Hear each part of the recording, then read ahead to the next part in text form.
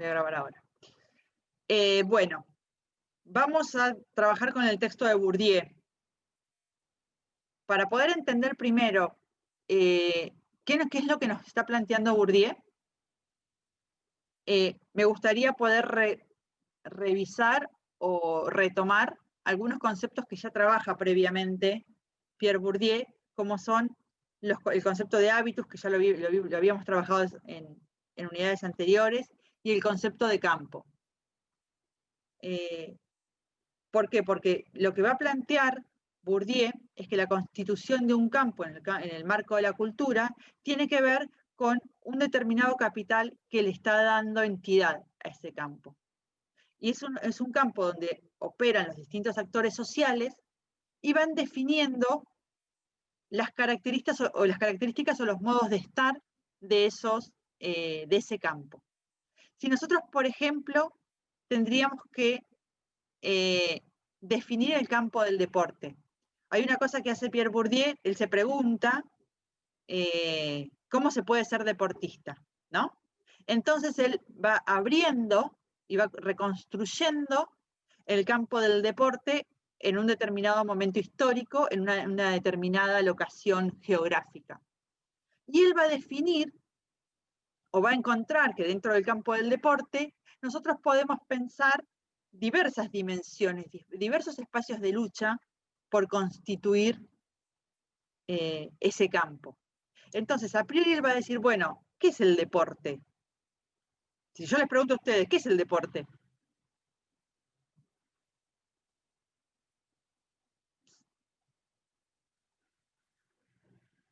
A ver, somos 9 acá. 8 son estudiantes de periodismo deportivo. ¿Qué es el deporte? ¿Es una práctica? ¿Es un espectáculo? ¿Es una práctica que está alojada? Es una actividad. No quería activar el micrófono y no podía. Es una actividad que está reglamentada. Bien, acá Jimena dice que es una actividad que está reglamentada. ¿Qué más? Sí, una práctica organizada, físico-mental. Eso es lo más lineal, digamos. Bien. De carácter competitivo, también podría ser. Bien, ahora, por ejemplo, esas definiciones que ustedes están dando no aparecen de la nada dentro del campo del deporte, sino que hay en ese campo instituciones que disputan sentido y disputan poder para decir que el deporte es eso, ¿no? Dentro del deporte hay un montón de instituciones que buscan legitimar qué tipo de práctica es el deporte. Por ejemplo, hay ciertas diferencias que se dan entre la práctica deportiva, amateur y profesional. Si yo, por ejemplo, llevo adelante prácticas deportivas que no están regladas por, o que no están regladas básicamente, ¿es deporte eso o no es deporte? ¿Qué diferencia hay entre el deporte y la actividad física? Y que por ahí alguna es un entretenimiento personal y lo otro es una competencia. Bien. Puede ser. Pero lo que nosotros tenemos que entender es que la reglamentación también, pero digo, los límites... Y que está constituido por instituciones que sostienen eso, que sostienen ese relato, como por ejemplo el fútbol, que está sostenido, o sea, cualquiera de nosotros obviamente puede jugar al fútbol con nuestros amigos, acá en una canchita en el barrio, pero no estamos haciendo deporte en sí, sino que hacemos una práctica deportiva, porque no está institucionalizado y porque no estamos respaldados por ninguna organización. En cambio, el fútbol profesional sí, como AFA, como el gobierno mismo, el Estado también. Entonces, todas esas instituciones disputan un poder dentro del campo de lucha. Claro, lo que nosotros tenemos que entender es que el campo del deporte no se circunscribe solamente a los deportistas. El campo del deporte tiene un montón de aristas. El mercado, por ejemplo. el mercado del deporte, la venta de indumentaria del deporte, ¿a ustedes les parece que no es parte del campo del deporte? ¿Que no disputa sentidos? ¿No son actores que pueden, de alguna manera, inferir dentro de las leyes de ese campo del deporte? Fíjense que dentro del campo del deporte hay un montón de transformaciones que se van dando y que se van dando a partir de la disputa por el sentido. Es decir, ¿quién está habilitado para reglar los determinados deportes, las instituciones deportivas? Bueno, ¿quién legitima las instituciones deportivas? Lo que nos invita a pensar Bourdieu es cómo se constituyen los determinados campos. A nosotros el que nos interesa pensar ahora es el campo del deporte.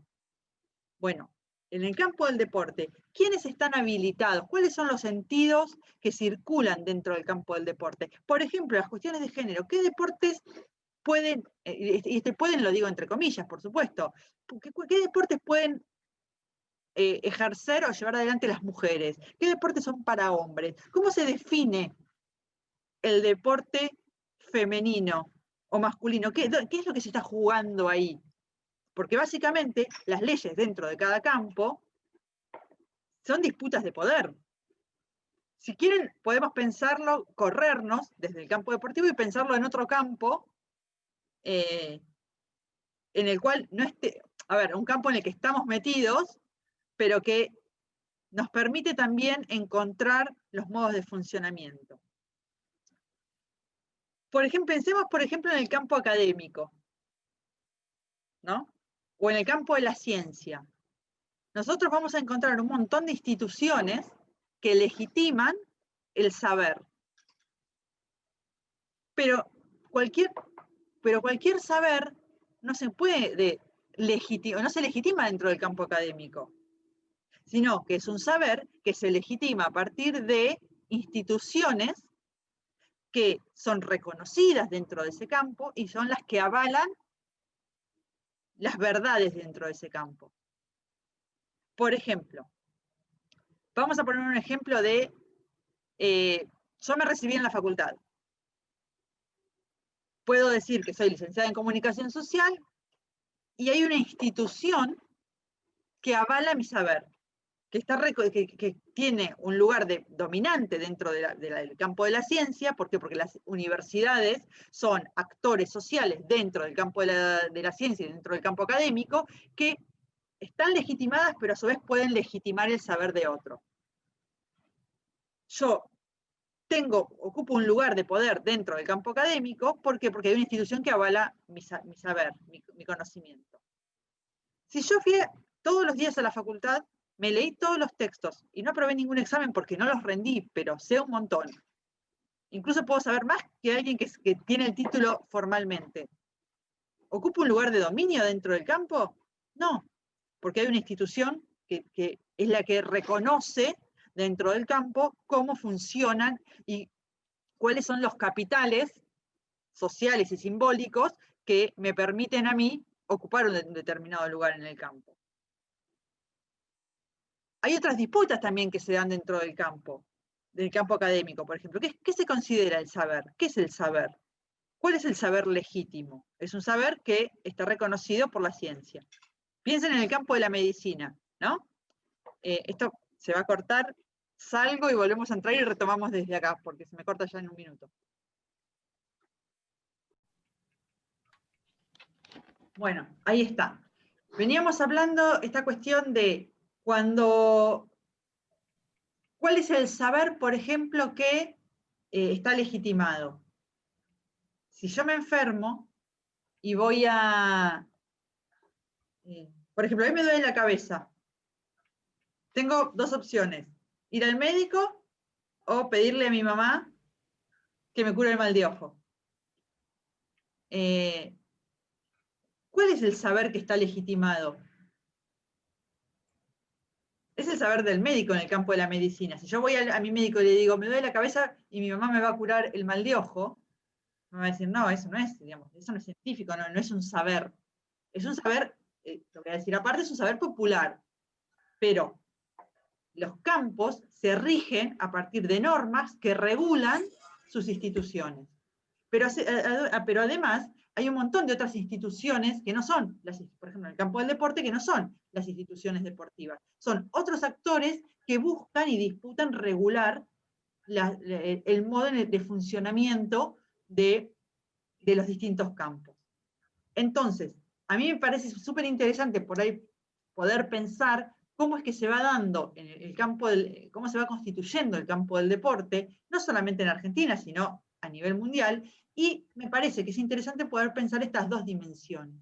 Es decir, la práctica de las actividades deportivas, pero también el deporte como un espectáculo. ¿Por qué? Porque son dos ejes interesantes para poder ver cómo se constituye el campo. Es decir, las instituciones deportivas de distintas índoles, desde las federaciones hasta los clubes deportivos, como lugares de integración. Es decir, el campo va a estar configurado por múltiples actores que van a disputar por el sentido de lo deportivo, pero que a su vez van a tener distintos capitales para poder, distintos capitales y distintas competencias para ir a disputar el sentido dentro de ese campo.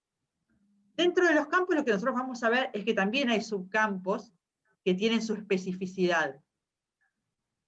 Entonces, si nosotros hablamos, por ejemplo, del campo del deporte, dentro del campo del deporte podemos pensar el campo del fútbol. Y ahí vamos a encontrar un montón de especificidades del campo del fútbol, como instituciones, prácticas, prácticas legitimadas y prácticas no legitimadas. Pensemos dentro del campo del fútbol cómo aparece un lugar de disputa, quiénes están habilitados para llevar adelante esa práctica, quiénes están habilitados para llevar la práctica de manera profesional y quiénes están habilitados para hacerlo de manera amateur. ¿Qué implica la profesionalización y qué implica el amateurismo? En paralelo también tenemos todo lo que es el mercado del deporte y del mercado del fútbol, la constitución de ese mercado como un espectáculo. ¿Ustedes recuerdan? Estoy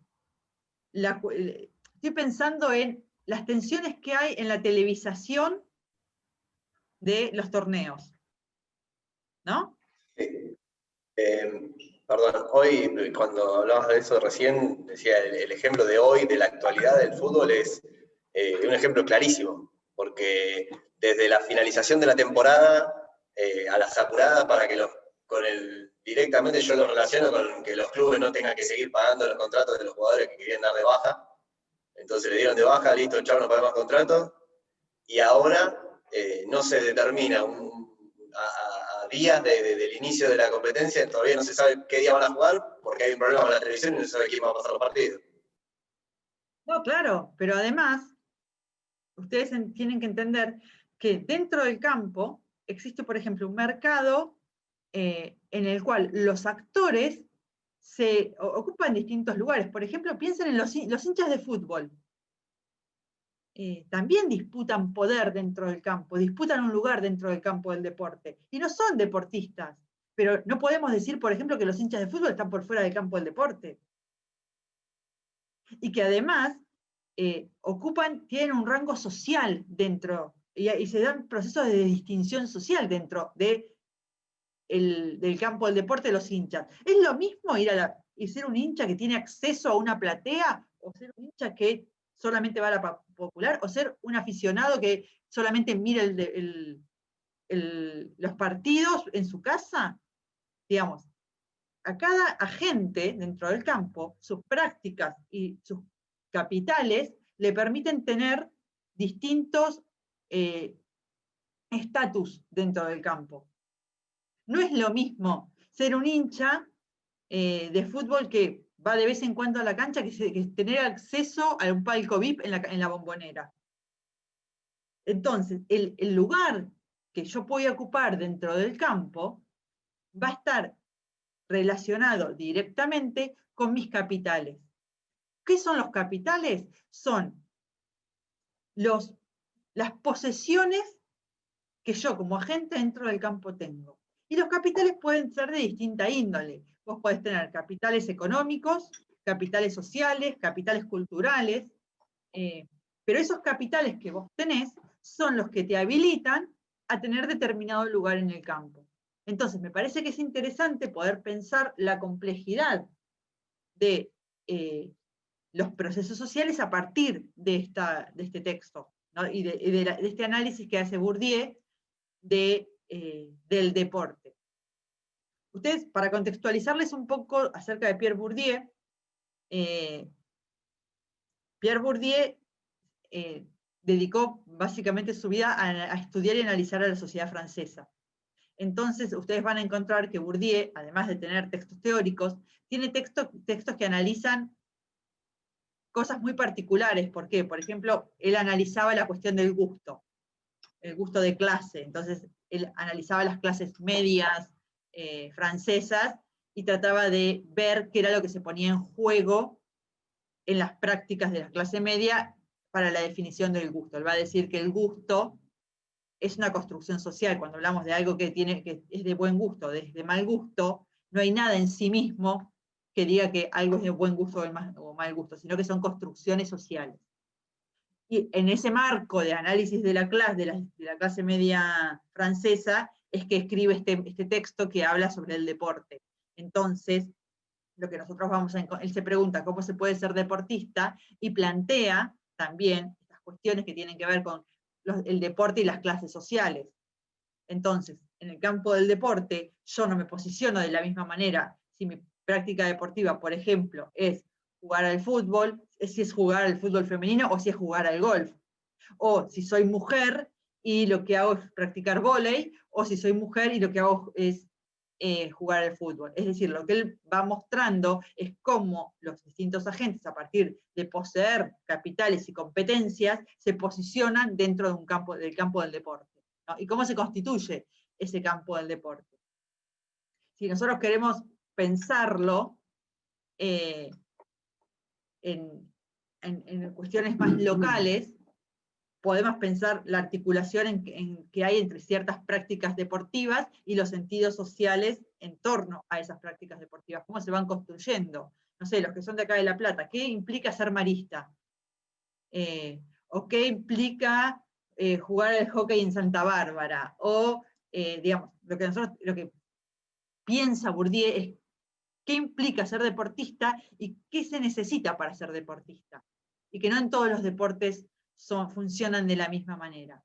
En ese sentido, me parece que es interesante que ustedes puedan tomar esto para pensar las distintas problemáticas que nosotros planteamos para el trabajo final. ¿Por qué? Porque ustedes, estaría bueno que puedan pensar que esas prácticas que nosotros les proponemos, esas relaciones que nosotros les proponemos en el trabajo final, puedan de alguna manera estar planteadas o pensadas como parte de un campo. Puede ser el campo del deporte o puede ser un subcampo dentro del deporte. Pero tiene que ver con poder construir esa problemática enmarcada en un marco un poco más grande. ¿Se entiende más o menos por dónde va esto? ¿Alguna pregunta que me quieran hacer? ¿Algo que les genere dudas? ¿Cómo vienen con la lectura de los textos? ¿Más o menos? ¿Bien? Bueno, cualquier cosa me escriben, chicos. Lo que sí, definan los temas, miren los materiales. ¿Alguien quiere preguntarme algo de los trabajos, de las devoluciones que les hice a los trabajos? No sé. Yo tengo una consulta, profe. Sí, decime. Es sobre el trabajo final. Bien. Usted dice que hay que hacer una producción audiovisual. ¿Se podría hacer, no sé, ya lo he hecho en varias materias, tipo un programa de radio, y ahí en ese espacio debatir el trabajo o lo que vamos a plantear? Yo preferiría que sea audiovisual, no solamente de audio. No, pero audiovisual. Un estilo programa de radio, pero audiovisual, no solo audio. Mira, mientras cumpla con las columnas individuales de cada uno de los integrantes y una instancia de debate, no hay problema, ustedes pueden plantearlo como un programa de radio. Lo que yo les planteaba es que lo hagan por el debate por Zoom, era más que nada porque yo no los voy a obligar, los voy a poner a ustedes en el lugar de juntarse para hacerlo, pero pueden, digamos, estilísticamente pueden jugar con los recursos que cada uno de ustedes tenga, no hay problema por eso. Lo que sí, si tienen alguna duda respecto de, che, profe, de tal manera se puede hacer, me escriben, me preguntan y lo vemos, pero sí, en general no hay, las cuestiones más estilísticas de cómo presentar el trabajo tienen libertad de hacerlo. El punto más importante es que puedan cumplir con los elementos que nosotros les proponemos que tienen que estar que vienen de la consigna, digamos. Joya. Bueno, y otra pregunta. ¿Podríamos agarrar un tema en particular y cada participante desarrollarlo o explicarlo de distintos puntos de lo que vimos en la materia? Por ejemplo, alguien va a explicar de Bourdieu, el otro va a hablar sobre culturas populares, otro de identidad, otro de hegemonía. Mira, sí, a ver, se puede hacer eso, pero ustedes tienen que ver que tenga un hilo conductor, porque entonces, por ahí, digo, ustedes trabajan, no sé, la cuestión de deporte y género. Muchos de los materiales que están, o casi todos los materiales que están puestos ahí, trabajan son de fútbol femenino. Pero también sabemos que las cuestiones de género atraviesan todas las prácticas deportivas, es decir, hoy la problemática de los deportes que están pensados o socialmente aceptados para varones no lo están para mujeres, hay muchos más. Pueden hablar de boxeo, pueden hablar de automovilismo, pueden hablar de cualquier otros deportes que planteen la problemática del género. En ese sentido, las notas editoriales pueden abordar distintos deportes o pueden abordar distintas miradas sobre ese género. La idea es que no se repitan o que puedan buscarle una vuelta más creativa a cada una de las editoriales. Entonces, y que haya coherencia entre los materiales, pero ustedes pueden ir pensándolo y si se les ocurre, mira, o me escriben, mandan un mail y dicen, mira, nosotros pensamos estas 4 columnas, una que aborde el fútbol femenino, otra que piense o que argumente una mirada sobre el caso de jugadoras trans, o que quiero argumentar o hacer una nota de opinión acerca de el fútbol, de cómo el fútbol femenino construye identidad en los sectores populares. Y trabajan sobre algún ejemplo vinculado a eso. Claro, o sea, se puede hacer todo sobre un mismo deporte, digamos. Sí, sobre una misma temática, no es que vamos a hablar hablamos de género, pero tocamos distintos deportes como boxeo, rugby femenino. Nos podemos quedar solamente en fútbol femenino o en algún otro, ¿no? No, a ver, pueden elegir distintos deportes, porque el paraguas es grande, claro. Es decir, por ejemplo, en el de género, el de género y deporte es muy grande. Ustedes pueden elegir qué recorte hacer. Lo que sí me parece que lo que se va a evaluar es que haya coherencia interna entre todo el producto, es decir, que todas, si van a elegir varios deportes, y los van a mirar desde una perspectiva de género, que todos estos deportes estén mirados por la misma perspectiva. Si van a elegir un solo deporte, que puedan abordar desde distintas perspectivas ese deporte, para que haya un diálogo entre lo que están diciendo. Es decir, el corte lo hacen ustedes donde a ustedes les parezca, pero siempre tiene que haber como una cierta coherencia, o en la perspectiva para mirar distintas prácticas deportivas, o distintas miradas de una sola práctica deportiva. ¿Se entiende? Perfecto, joya. Yo tengo otra pregunta, profe. Sí, decime. Respecto a las fuentes, ¿sí o sí tenemos que buscar 3 fuentes aparte? Si nosotros creemos que con el material que nos mandan ustedes es suficiente o capaz necesitamos 1 o 2, ¿se puede o sí 3 fuentes aparte de lo que ya tenemos? A ver, busquen algunas, más que nada, no es obligatorio eso, digamos. Porque aparte yo creo que con los materiales que nosotros les estamos dando, hay un montón, digamos, tienen como para poder armarlo. La idea de sugerir que busquen otras fuentes tiene más que ver con que puedan construir alguna otra mirada, porque, a ver, básicamente nosotros esos materiales ya sabemos qué es lo que puede llegar a salir de esos materiales, entonces siempre es más interesante que ustedes puedan aportar alguna mirada propia de otras fuentes o de otros recorridos que traigan. Más que nada para poder nutrir la producción y que no sea la repetición de lo que dicen los textos, de lo que dicen los materiales estos. Entonces, Perfecto. para poder pensar o problematizarlos, digamos, o tensar algún planteo de esos textos, me parece que está bueno. Pero básicamente no es necesario que sean tres, digamos. Ustedes tienen la libertad de manejarse, además conmigo no tienen problema, me dicen, mira, quiero trabajarlo con esto, o lo voy a trabajar solamente con esto por tal motivo, o porque la perspectiva que quiero elegir con esto me alcance, no hay problema, está bien. Bueno, profe. Bueno, si no hay más preguntas, nada, yo mañana les voy a mandar este video.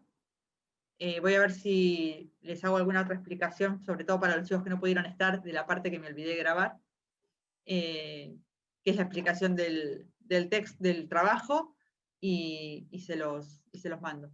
¿Les parece? Bueno, chicos, nos vemos profe, gracias. No, por favor, nos vemos la semana que viene, y cualquier duda, cualquier cosa que quieran consultarme, me escriben al mail de la cátedra y yo enseguida les respondo. Bueno, Buenísimo. gracias. Profe, Chao, gracias. Gracias, profe. Hasta luego. Saludos.